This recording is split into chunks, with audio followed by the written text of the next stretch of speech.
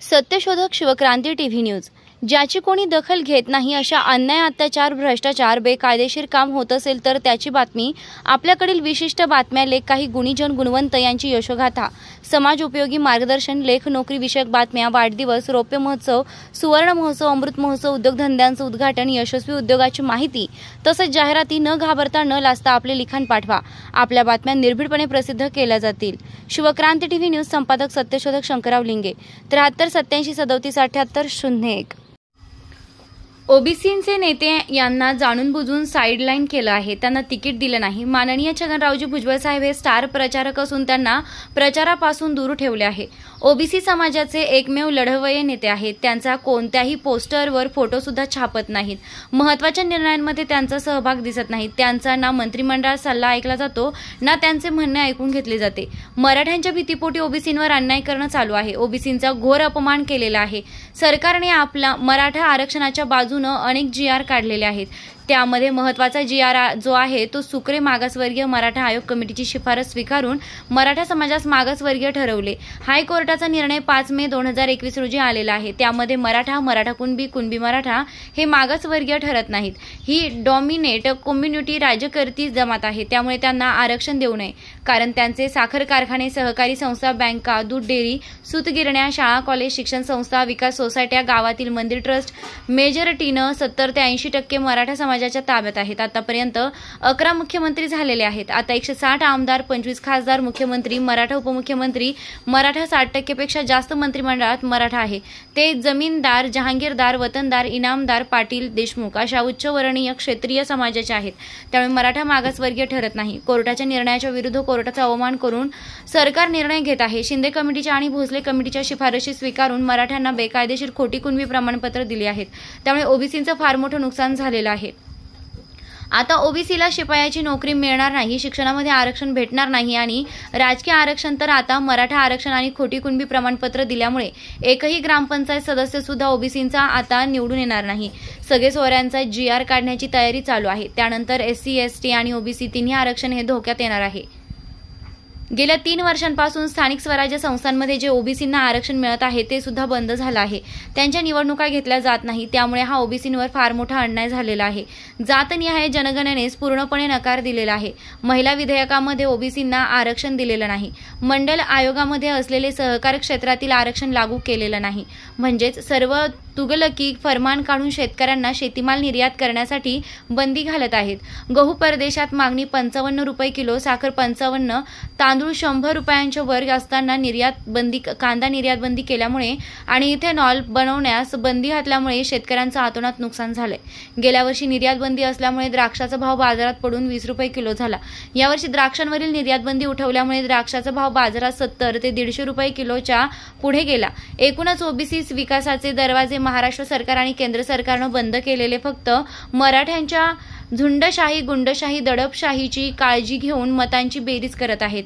ओबीसींच्या उपद्रव शक्ती त्यांना दिसत नाही। आपली उपद्रव शक्ती दाखवण्यासाठी NDA आघाडी, BJP यांसारख्या पक्षांना मतदान ओबीसीनं करू नये। ज्या ठिकाणी सक्षम ओबीसी उमेदवार उभा आहे तो कोणत्याही पक्षाचा असेल तर त्याला मतदान करावे। ज्या ठिकाणी ओबीसींचा उमेदवार नसेल तर त्या ठिकाणी काय करावे, तर त्या ठिकाणी काँग्रेसच्या उमेदवारांना मतदान करावे। कारण काँग्रेसने जरी 75 वर्षापासून ओबीसींचे 340 कलमाप्रमाणे 3रे शेड्यूल लागू केले नाही, जात न्याय जनगणनेचं काम थांबविलं आहे। कालेलकर आयोग, मंडल आयोग विरोध केला आहे। मंडल आयोगामध्ये क्रीमी लेअरची अट घातली आहे। तरी सुद्धा आजच्या घडीला राहुल गांधी आणि काँग्रेसचे अध्यक्ष मल्लिकार्जुनजी खडगे साहेब यांनी सर्व भारतातील जनतेचा सध्याच्या परिस्थितीचा अभ्यास करून बदललेल्या परिस्थितीचा विचार करून काँग्रेसची जुनी धोरणे मोडीत काढण्याचं ठरवलंय असं दिसतं। कारण त्यांचा अजेंडा संविधान वाचवणं, जातनिहाय जनगणना करणं, आरक्षणाची मर्यादा लोकसंख्येच्या प्रमाणात वाढवणे, सर्वच क्षेत्रात सर्वांना भागीदार लोकसंख्येच्या प्रमाणात देणे, अग्निवीर योजना बंद करून पूर्वीप्रमाणे सैन्य भरती करणे, सर्व क्षेत्रात समाजाला लोकसंख्येच्या प्रमाणात प्रतिनिधित्व देणे, सुशिक्षित तरुण बेकार 1 वर्ष शिकाऊ कामगार म्हणून एका वर्षाचा 1 लाख रुपये पगार देणे, घरटी एका महिलांना वर्षाला 1 लाख रुपये पगार देणे आणि तसा कायदा करणं, रोजगार हमी वेतन रोज 250 रुपये वरून 400 रुपये करणे आदी काही योजना काँग्रेसच्या जाहीरनाम्यामध्ये आलेल्या आहेत। आणखीन बऱ्याच ओबीसींच्या हिताच्या विकासाच्या योजना ज्या आहेत त्या आपणाला आणखी जोर लावून त्यांना त्या पूर्ण करण्यासाठी भाग पाडावे लागेल. काँग्रेसनं प्रदेशाध्यक्ष नानाभाऊ पटोले, विरोधी पक्षनेते विजयजी वडेट्टीवार या ओबीसी नेत्यांना केलं आहे. यांची मनापासून ओबीसींचं काम करण्याची इच्छा आहे, परंतु काँग्रेसमधील प्रस्थापित नेते यांच्यावर दबाव टाकत आहेत. त्यासाठी केंद्रीय नेत्यांनी हस्तक्षेप करून ओबीसी हिताचा अजेंडा काँग्रेसमध्ये राबवलाच पाहिजे.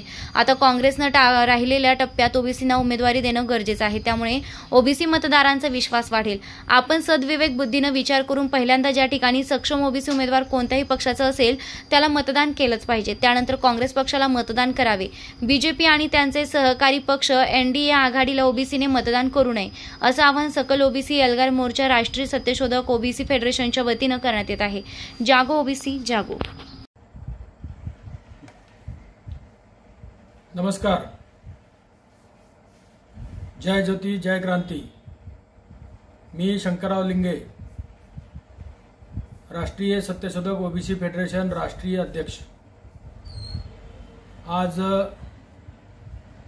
व्हिडिओ लाईव्हच्या माध्यमातून आपल्याबरोबर बोलण्याचं एकच महत्त्वाचं कारण आहे की देशामध्ये आणि महाराष्ट्रामध्ये 2 टप्प्याच्या लोकसभेच्या निवडणुका पार पडलेल्या आहेत आणि तिसरा टप्पा हा 7 मे 2024 रोजी महाराष्ट्रामध्ये, खास करून पश्चिम महाराष्ट्रामध्ये पार पडत आहे. त्यानिमित्त अतिशय महत्त्वाचा एक संदेश आपल्याला द्यायचा आहे. याचं कारण असं आहे की गेल्या 6-7 महिन्यामध्ये महाराष्ट्रामधलं हे शिंदे फडणवीस पवार सरकार हे ओबीसी आणि मराठा यांच्यामध्ये आरक्षणाच्या मुद्द्यावरून भांडण लावत आहे किंवा भांडण लावून ठेवलेलं आहे. जे 6-7 महिन्यापासून जरांगे पाटील यांनी मराठा समाजाला ओबीसी मधून आरक्षण मिळवण्यासाठी जे मोर्चे मेळावे घेण्यात आलेले आहेत, त्यामध्ये प्रचंड शक्तीने मराठा समाज उतरलेला आहे. मराठा समाजाची संख्या आणि दबाव पाहून महाराष्ट्रातील सरकार त्यांच्या दबावाखाली येऊन, खास करून मुख्यमंत्री महाराष्ट्राचे एकनाथरावजी शिंदे साहेब यांनी रात्री 12-12, 1-1 वाजता असे GR काढलेले आहेत. ते सर्व बेकायदेशीर आहेत. जातीसाठी माती खाण्याचा कार्यक्रम हा या शिंदे सरकारने चालू केलेला आहे. या शिंदे सरकारने जस्टिस शिंदे कमिटी स्थापन करून महाराष्ट्रातील, खास करून मराठवाड्यातील निजामाच्या नोंदी शोधण्याचं काम चालू केलं आणि त्याच्यामध्ये कुणबी मराठा, मराठा कुणबी अशा नोंदणी शोधण्याचं काम चालू केलं आणि याच्यामध्ये निजामाने ज्या नोंदी घेतलेल्या आहेत त्या नोंदी ह्या सर्व ज्यांच्या नावावर जमीन आहे त्यांना कुणबी म्हटलेलं आहे. परंतु कुणबी हे फक्त कोकणात आहेत आणि ते कोकणातील कुणबी हे डोंगराळ भागात राहतात. त्यांच्याकडे कुठलीही जमीन नाही. कोकणातील ते जमीनदार किंवा 96 कुळी मराठा यांच्याकडच्या जमिनी त्या खोतीने घेतात, कुळानी खंडानी किंवा मोलमजुरी करतात. पडेल ती कामं या 96 कुळी मराठा समाजाचे करतात. कुठल्याही कार्यक्रमामध्ये, कोणत्याही उत्सवामध्ये, लग्नामध्ये त्यांची सर्व कामे हा कुणबी समाज करतो. त्यांना पाणी भरण्यासाठी त्यांच्या महिलांना सुद्धा या 96 कोळी मराठ्यांच्या ज्या जमिनी आहेत त्या सपाटीवर आहेत, तळ कोकणात आहेत. त्यांच्या विहिरीवर यांना 3-3, 4-4 किलोमीटर पाणी भरायला यावं लागतं. अशा ह्या काबाड कष्ट करणाऱ्या त्यांच्या महिला आहेत. सर्व सुविधापासून हा समाज वंचित आहे. अनटचेबल सारखा आदिवासी सारखा राहतो, म्हणून ह्यांना कुणबी म्हटलेलं आहे. आणि काही जमाती अशा आहेत की त्या विदर्भामध्ये आहेत, ज्या तिरळा कुणबी सारख्या आहेत, त्याच्यामध्ये 30-40 जाती आहेत, त्या कुणबी आहेत. आणि या दोघांनाही क्षेत्रबंधन आहे. पश्चिम महाराष्ट्रात असा समाज कुठंच नाही, उत्तर महाराष्ट्रात नाही किंवा मराठवाड्यात नाही. परंतु जाणून बजून हे शिंदे सरकार, शिंदे कमिटी स्थापन करून खोट्या कुणबी नोंदी शोधून याच्यामध्ये SC असेल, ST असेल किंवा क्षत्रिय समाज असेल किंवा वैश्य समाज असेल, ब्राह्मण समाज असेल, या सर्व समाजालाच त्या निजामाच्या नोंदीमध्ये कुणबी म्हटलेलं आहे. मग हे सर्व कुणबी आले तर महाराष्ट्रातील सर्वच समाजच हा ओबीसी होऊ शकतो आणि हे आरक्षणाचा गोंधळ उडू शकतो.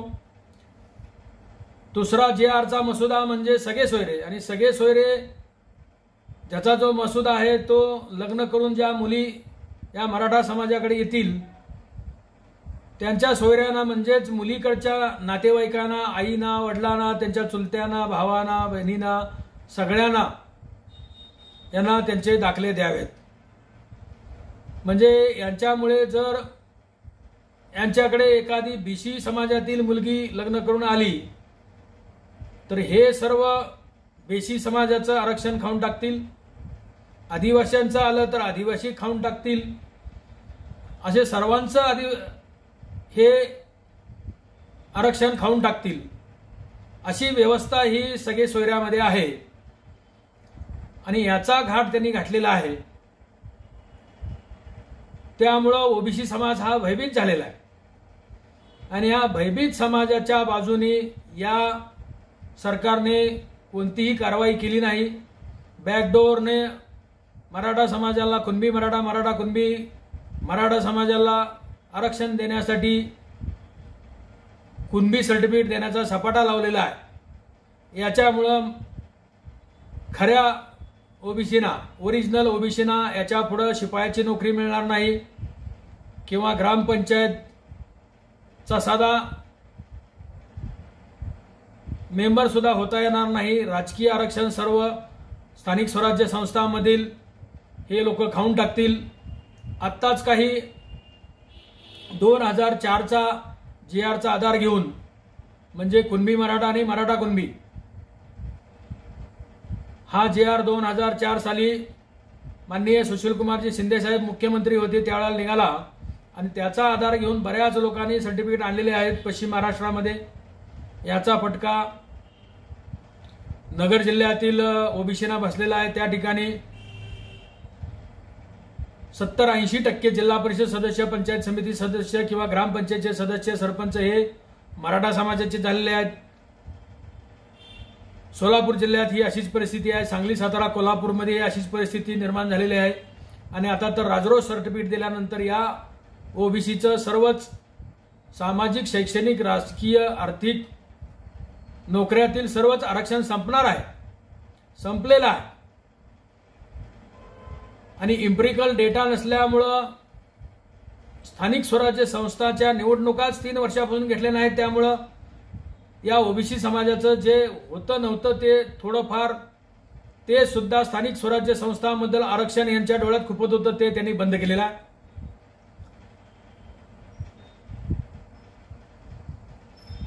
महाराष्ट्रातील सर्व समाजाची जातनिहाय जनगणना करण्यासाठी मागासवर्गीय आयोगाने 500 कोटीची मागणी केलेली होती, परंतु यांनी आर्थिक तरतूद केली नाही. बिहार सारख्या बिमारो राज्यांनी जातनिहाय जनगणना केलेली आहे आणि त्या ठिकाणी जेवढी संख्या आहे तेवढं आरक्षण दिलेलं आहे. आणि महाराष्ट्र सरकार हे अग्रण्य सरकार, आर्थिकदृष्ट्या मजबूत सरकार, यांनी हे ओबीसीना जाणून बुजून जात न्याय जनगणना न झाल्यामुळं इम्पिरिकल डेटा त्यांनी केंद्र सरकारकडूनही मिळवला नाही आणि जातनिहाय जनगणनाही केली नाही। त्यामुळे इथला ओबीसी समाज हा राजकीय आरक्षणापासून मुकलेला आहे। त्याच्यामध्ये बंठी आयोगाने एक घरात बसून मतदार यादीतून आपल्या आडनावावरून इम्पिरिकल डेटा तयार केला। त्याच्यामध्ये महाराष्ट्रामध्ये 96 कुळी आणि 96 कुळीमधील जे आडनाव आहेत ते सर्व समाजामध्ये आहेत। त्यामुळं ओपनची संख्या जास्त दाखवून ओबीसीची संख्या घटवून ती 60-65% असताना 38-40% दाखवलेले आहे। त्यामुळं या ओबीसीचं राजकारण संतुष्टात आलेलं आहे। 40% जागा ह्या राजकारणातील शैक्षणिक दाखल्यातील किंवा नोकऱ्यातील कमी झालेल्या आहेत। तरी सुद्धा आता हे सर्वच मराठा समाज ओबीसी मध्ये आला तर काय होईल? या शिंदे सरकारने फडणवीस सरकारने सांगितलेलं आहे की कसल्याही परिस्थितीमध्ये ओबीसीवर अन्याय करणार नाही, म्हणून त्यांनी जस्टिस सुक्रे मागासवर्गीय मराठा कमिटी मराठा आयोग स्थापन करून पूर्वीचे जे मागासवर्गीय सदस्य होते त्यांचे सगळे राजीनामा घेऊन हे मराठा आयोग निर्माण करून बोगस सर्वेक्षण करून या समाजाला मागास ठरवलेला आहे। आता बरेच ओपनच्या लोकांनी कोर्टामध्ये धाव घेतलेली आहे आणि 50% वरचं आरक्षण रद्द करावं म्हणून हायकोर्टामध्ये याचिका दाखल केलेल्या आहेत आणि या याचिका ह्या इंद्रासानी खटल्याप्रमाणे चालल्या तर हे आरक्षण रद्द होणार आहे। त्यांना दिलेले मराठा समाजाला दिलेलं हे 50% पुढचं जे आरक्षण आहे ते रद्द होणार आहे आणि पर्यायानं या सरकारने मराठा समाजाला मागासवर्गीय ठरवल्यामुळे हे सर्व आम्ही मागासवर्गीय आहोत, आम्ही ओबीसी आहोत म्हणून दादागिरी करून या ओबीसीच्या आरक्षणामध्ये ते येणार आहेत आणि ते आल्यामुळं आमचं हे ओबीसीचं सर्व आरक्षण हे फस्त करणार आहेत। तर हे शिंदे फडणवीस सरकार यांनी ओबीसीवर अन्याय केलेला आहे। ओबीसीला न्याय दिलेला नाही, ओबीसी भयभीत झालेला आहे। ओबीसीच्या प्रतिष्ठानावर, ओबीसीच्या व्यापारावर, ओबीसीच्या हॉटेलवर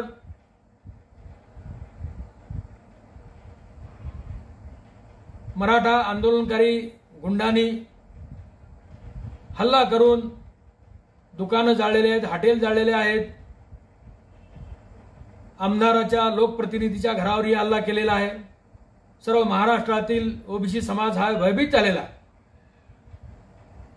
आणि यातून मराठा समाज हा अग्रेसर झालेला आहे। त्याचा परिणाम या लोकसभेच्या निवडणुकीमध्ये हा मराठा समाज धमकी देत आहे की ज्यांनी आपल्याला आरक्षण दिलं नाही, ज्यांनी आरक्षणाला विरोध केलाय त्यांना पाडा आणि जे ओबीसीचे नेते आहेत त्यांना खालच्या पातळीच्या भाषा वापरून त्यांचा अपमान केलेला आहे। कोणत्या पक्षाने या ओबीसीच्या नेत्याला जर तिकीट दिलं तर ते कसे निवडून येतात ते पाहतो, असं आमचे एकमेव नेते माननीय छगनरावजी भुजबळ साहेब यांना मराठ्यांनी दबाव टाकून या भाजप प्रणित एनडीए आघाडीच्या सर्व पक्षांनी मिळून आमच्या ओबीसीचा नेता माननीय छगनरावजी भुजबळ साहेब यांना लोकसभेचं तिकीट नाकारलं। भुजबळ साहेब हे स्टार प्रचारक असताना त्यांना प्रचारापासून दूर ठेवलेलं आहे। त्यांचा कोणत्याही पोस्टरवर फोटो येत नाही, कोणत्याही मीटिंगमध्ये त्यांचा सल्ला घेतला जात नाही, कोणत्याही निर्णयामध्ये भुजबळ साहेब सहभागी दिसत नाहीत। एका दृष्टीनं भुजबळ साहेबांना आणि काही ठराविक ओबीसीच्या नेत्यांना या एनडीए आघाडीतील सर्वच ओबीसीच्या नेत्यांना साइडलाईन केलेला आहे. म्हणजे ह्या ओबीसीचा फार मोठा अपमान केलेला आहे, ओबीसीवर अन्याय केलेला आहे. आतापर्यंत 2 टप्प्यातील निवडणुकांमध्ये ओबीसी शांत होता, परंतु आता ओबीसी शांत बसणार नाही. भुजबळ साहेबांना तिकीट दिलं नाही, प्रचारामध्ये भाग घेऊ दिला नाही किंवा त्यांना कोणत्याही प्रचारामध्ये त्यांचा फोटो वगैरे वापरला नाही. स्थानिक प्रचारामध्ये सुद्धा त्यांना सहभाग घेऊ दिला नाही. अशा प्रकारे आमच्या नेत्यांना अपमानित केल्यामुळं महाराष्ट्रातील देशातील तमाम ओबीसी समाजाने यापुढे एनडीए आघाडीच्या उमेदवारांना, जे प्रस्थापित उमेदवार आहेत त्यांना मतदान करू नये. कोणत्याही पक्षामध्ये जे ओबीसीचे सक्षम उमेदवार आहेत त्यांना पहिल्यांदा मतदान करावं. ज्या ठिकाणी ओबीसी नाही त्या ठिकाणी एससी एसटी मायनॉरिटी मुस्लिम समाजातील उमेदवार सक्षम असेल तर त्यांना मतदान करावं. बऱ्याच ठिकाणी पाहिलं असता बऱ्याच राष्ट्रीय पक्षांनी, प्रादेशिक पक्षांनी ओबीसीना डावललेला आहे आणि ओबीसीना खासदारकीचे तिकीट दिलेलं नाही. त्या पक्षांना ओबीसी समाजाने मतदान करू नये.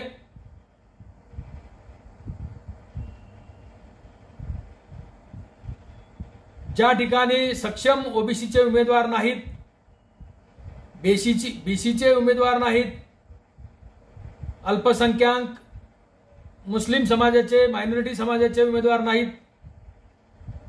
त्या ठिकाणी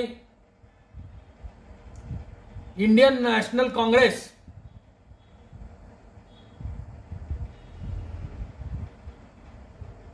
राष्ट्रीय काँग्रेस पक्षांना आपण मतदान करावं. याचं एक महत्त्वाचं कारण आहे की गेल्या 75 वर्षापासून या काँग्रेस पक्षाने सुद्धा ओबीसीवर अन्याय केलेला आहे. कालेलकर आयोग लागू केला नाही, मंडल आयोग लागू करण्यासाठी प्रयत्न केला नाही किंवा त्याच्या विरोधात इंदिरा गांधी असतील किंवा राजीव गांधी असतील किंवा नरसिंहराव असतील यांनी मंडल आयोग लागू करण्यासाठी प्रयत्न केले नाहीत किंवा क्रिमी लहरची अट्ट त्याच्यामध्ये टाकली, जातनिहाय जनगणना केली नाही, त्यामुळं 50%च्या पेक्षा जास्त आरक्षण देता आलं नाही. तरी सुद्धा आता राहुल गांधी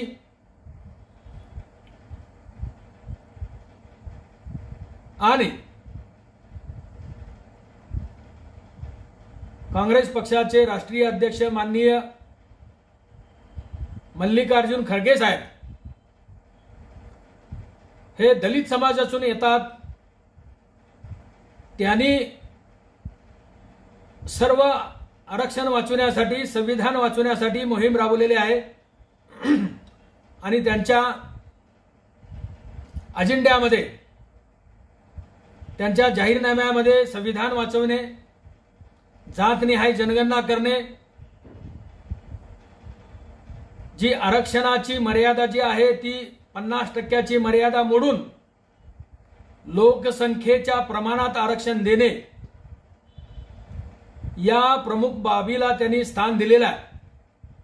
परंतु यापुढेही जाऊन आमची मागणी आहे की या काँग्रेस पक्षाने जरी 75 वर्षापासून आमच्यावर अन्याय केला असला तरी आता राहिलेल्या टप्प्यामध्ये ओबीसी समाजाला जास्तीत जास्त लोकसंख्येच्या प्रमाणात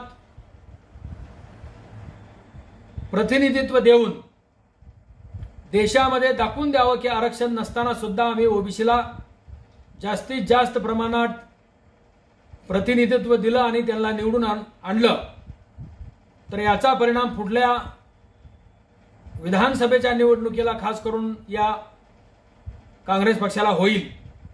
कारण महाराष्ट्रामध्ये सुद्धा काँग्रेस पक्षाने चांगलं धोरण राबवलेलं आहे. महाराष्ट्र राज्याचे प्रदेश अध्यक्ष हे ओबीसी समाजाचे आहेत. विरोधी पक्ष नेते हे माननीय विजयजी वडेट्टीवार हे सुद्धा ओबीसी समाजाचे आहेत. परंतु या दोघांनाही काही प्रस्थापित या काँग्रेसमधील लॉबी या दोघांचं खच्चीकरण करत आहे. तर यामध्ये काँग्रेसच्या वरिष्ठांनी वेळीच हस्तक्षेप करावा आणि ओबीसीला न्याय द्यावा, अन्यथा ओबीसी तुमच्याकडे कधीही डुंकून पाहणार नाही.